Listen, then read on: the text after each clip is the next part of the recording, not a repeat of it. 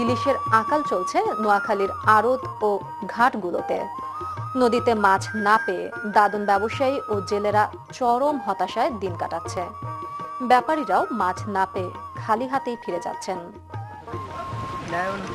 7 দিনে নদী থেকে মাত্র 4টি মাছ নিয়ে ফিরেছে এই জেলে। খরচ হয়েছে 9,500 আর মাছ বিক্রি করে পেয়েছে মাত্র 550 টাকা। এই হলো ব্যবসার চিত্র। অন্যান্য বছরে আড়তদার, ব্যাপারী আর জেলেদের ভিড়ে দাঁড়ানোই কষ্ট করছিল এই ইলিশের ঘাটগুলোতে। এবার মৌসুমেও অলস সময় কাটাচ্ছে সবাই। এভাবে যদি ব্যবসা হয় তাহলে আমরা আগামীতে বাড়িঘর বিক্রি করি এই দেশের থেকে চলে যেতেও। জেলেরা জানান, দিনের পর দিন মেঘনা নদী ঘুরে ইলিশ তো নয়, অন্য কোনো মাছও পাওয়া যাচ্ছে না। ফলে চরম দুর্দিনে রয়েছে দেশের এই বৃহৎ জেলে পাড়া।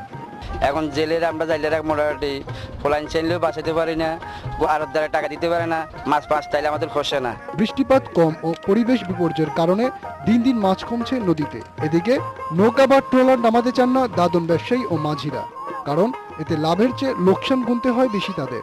তারা মাছ পাইতেছে 4 থেকে 5টা, ওদের সবিল খরচ ওঠে না। জেলেদের অবস্থা এতই করুন, তারা এখন উপাস অনাহারে মরতেছে।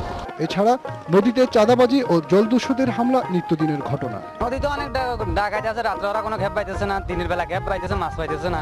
ব্যবসায়ীদের ধারণা, এমন অবস্থা চলতে থাকলে দেশের এই বৃহৎ ইলিশের ঘাট একদিন বন্ধ হয়ে যাবে।